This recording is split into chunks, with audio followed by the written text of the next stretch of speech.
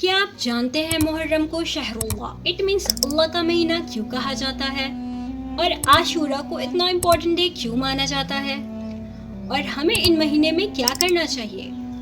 تو آج ہم سٹیپ بائی سٹیپ انہی 3 سوالوں کا جواب جانیں گے انشاءاللہ تعالی، تو ویڈیو میں لاسٹ تک بنے رہیے گا۔ السلام علیکم برادر اینڈ سسٹر، خوش آمدید دی لرنرز جرنی بائی سکینہ، جہاں ہم نالج سیکھتے ہیں، اپنی لائف میں امپلیمنٹ کرتے ہیں اور وہی نالج دوسروں تک شیئر کرتے ہیں with the help of Quran and سنت۔ ایک ایسا مہینہ جو اللہ نے اپنے نام سے منسب کیا ہے، محرم۔ کیا آپ جانتے ہیں کہ یہ صرف اسلامک کیلنڈر کا پہلا مہینہ نہیں بلکہ ایک حرمت والا اور برکت والا مہینہ ہے؟ جی ہاں، محرم ایک حرمت والا مہینہ۔ قرآن کریم میں اللہ سبحانہ و تعالیٰ سورہ توبہ میں فرماتے ہیں، مہینے کی تعداد اللہ کے نزدیک 12 ہے، ان میں سے 4 حرمت والے ہیں، تو ان میں اپنے آپ پر ظلم نہ کیا کرو۔ اور کیا آپ جانتے ہیں یہ حرمت والے مہینے کا نام کیا ہے؟ فرسٹ ذو القعدہ، سیکنڈ ذو الحجہ، تھرڈ محرم، فورتھ رجب۔ یعنی محرم ایک ایسا وقت ہے جس میں گناہوں کی سزا بہت زیادہ ہوتی ہے، ایز ویل ایز نیکی کا ثواب بھی بہت زیادہ ہوتا ہے۔ اور آپ کو پتہ ہے صرف اور صرف ایک مہینہ ہے جو اللہ کا مہینہ کہا گیا ہے، جیسے کہ ہمارے پیارے نبی صلی اللہ علیہ وآلہ وسلم نے فرمایا، محرم اللہ کا مہینہ ہے، یعنی یہ پورا سال کا واحد مہینہ ہے جسے نبی کریم صلی اللہ علیہ وآلہ وسلم نے خود شہر اللہ اٹ مینس اللہ کا مہینہ کہا ہے۔ اب شہر اللہ یعنی اللہ کا مہینہ کیوں کہا جاتا ہے، اس کو سمجھتے ہیں۔ ابن رجب رحم اللہ نے اس کی تفسیر میں فرمایا، اللہ کسی چیز کو تب اپنے نام سے منسب کرتے ہیں جب وہ ان کے نزدیک بہت خاص ہوتی ہے، جیسے انبیاءوں کو اللہ کے بندے کہنا، کعبہ کو بیت اللہ کہنا، قصوہ یعنی نبی کی اونٹنی کو نقت اللہ کہنا۔ تو جس طرح یہ چیزیں اللہ کے نزدیک بہت مقبول اور خاص ہے، اسی طرح محرم بھی ایک عظیم اور مقبول مہینہ ہے جو اللہ نے اپنے نام سے جوڑ دیا۔ 10 محرم یعنی عاشورہ ایک ایسا دن کہ جو اسلام کے تاریخی اور روحانی طور پہ سب سے زیادہ خاص ہے۔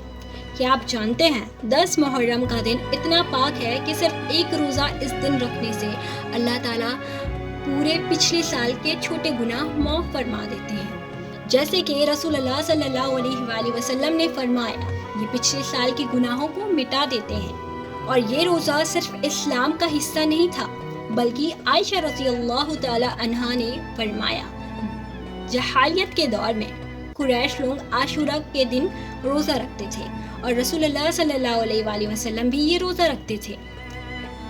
تو کیا آپ کو پتہ ہے کہ اس دن کیا خاص مقصد تھا کہ یہودی روزہ رکھتے تھے؟ تو مقصد یہ تھا کہ جب نبی کریم صلی اللہ علیہ وآلہ وسلم مدینہ پہنچے تو دیکھا کہ یہودی بھی عاشورہ کا روزہ رکھتے ہیں، تو ان سے پوچھا اس دن کیا خاص مقصد ہے؟ انہوں نے جواب دیا، یہ وہ دن ہے جب اللہ نے موسیٰ علیہ السلام کو فرعون سے نجات دی تھی، اس لیے ہم شکر کے طور پر روزہ رکھتے ہیں۔ تو نبی کریم صلی اللہ علیہ وآلہ وسلم نے فرمایا، میں موسیٰ سے تم سے زیادہ قریب ہوں، اور پھر انہوں نے خود روزہ رکھا اور مسلمانوں کو بھی حکم دیا۔ بیانات میں آتا ہے جب سمندر سامنے تھا اور فرعون کا لشکر پیچھے، تو بنو اسرائیل چیخ اٹھے، ہم تو گئے موسیٰ۔ لیکن موسیٰ علیہ السلام نے یقین سے کہا، ہرگز نہیں، میرا رب میرے ساتھ ہے، وہ ضرور مجھے راستہ دکھائے گا۔ اور واقعی اللہ سبحانہ و تعالیٰ نے سمندر کو چیر دیا، موسیٰ علیہ السلام اور اس کی قوم کو بچا لیا اور فرعون کو ڈبا دیا۔ آج بھی ہم ایسے ہی اندھیروں میں ہیں جہاں ظلم، ناانصافی اور بے چینی ہر طرف ہے۔ لیکن عاشورہ کا کیا پیغام ہے؟ عاشورہ اور اس اسٹوری سے ہمیں یہ سمجھ میں آتا ہے، یقین اور توکل کبھی بیکار نہیں جاتا، جب رب ساتھ ہے تو دشمن کچھ بھی نہیں۔ تو چلیے اس عاشورہ پر ہم موسیٰ علیہ السلام کی طرح یقین کریں، اللہ پر پورا بھروسہ کریں، روزے کے ذریعے اپنے گناہوں کا کفارہ حاصل کریں۔ رمضان کے بعد سب سے بہترین روزہ کون سا ہے؟ تو نبی کریم صلی اللہ علیہ وآلہ وسلم نے فرمایا، رمضان کے بعد سب سے بہترین روزہ اللہ کے مہینے یعنی محرم کا ہے۔ اس حدیث کا کیا مطلب ہے؟ یعنی اگر آپ نفل روزہ رکھنا چاہتے ہیں تو رمضان کے بعد سب سے زیادہ فضیلت والا روزہ محرم کے ہے۔ یہ وقت ہے اپنی روح کو پاک کرنے کا، اپنی تقوی بڑھانے کا اور اللہ کے قریب جانے کا۔ ابن رجب رحمہ اللہ نے کسی تفسیر میں فرمایا، اس حدیث سے ثابت ہوتا ہے کہ رمضان کے بعد سب سے افضل نفل روزہ محرم کے ہے، اور جبکہ روزہ ایک ایسی عبادت ہے جو اللہ نے اپنے لیے خاص کی ہے، جیسے حدیث قدسی میں اللہ نے فرمایا، روزہ میرا ہے اور میں ہی اس کا اجر دوں گا۔ تو یہ بالکل مناسب ہے کہ یہ مہینہ جو اللہ کے نام سے منسب ہے اس خاص عبادت کے لیے چنا گیا ہے۔ محرم میں کیا کرنا چاہیے؟ عاشورہ کے دن روزہ رکھیں، زیادہ سے زیادہ دعا کریں، خاص کر روزے کے وقت۔ قرآن کی تلاوت اور تدبر کریں، ایک آیت لے لیں اور اس پہ غور و فکر کریں۔ زیادہ سے زیادہ ذکر کریں، صبح و شام کے اذکار یاد کریں۔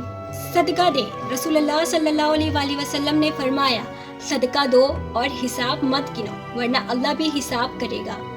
تو یہ تھی کچھ باتیں جس سے ہمیں پتہ چلتا ہے کہ محرم کو اللہ کا مہینہ کیوں کہا جاتا ہے اور عاشورہ کو اتنا امپورٹنٹ ڈے کیوں مانا جاتا ہے اور اس مہینے میں کیا کرنا چاہیے۔ سو انشاءاللہ تعالی اللہ تعالی ہمیں عاشورہ کی روزے رکھنے کی توفیق عطا فرمائے اور دعا کرے پوری امت کے لیے۔ یا اللہ اس سال کو ہمارے لیے سب سے بہترین سال بنا دے اور اس کے دنوں کو ہمارے لیے بہترین دنوں میں شامل کر دے، انفرادی طور پر بھی اور پوری امت کے لیے بھی، آمین یا رب۔ اگر یہ ویڈیو آپ کو تھوڑی سی بھی ہیلپ فل لگتی ہے، آپ کا کنیکشن اللہ سبحانہ و تعالیٰ کے ساتھ اسٹرانگ کرتے ہیں، سو مجھے کمنٹ کر کے ضرور بتائیے and share this video with someone who need this reminder. اپنے اور اپنے ایمان کا خیال رکھیے گا اور شکینہ کو اپنی دعا میں یاد رکھیے گا and subscribe the journey of faith and growth. I will see you in the next video inshallah ta'ala. Assalamu alaikum warahmatullahi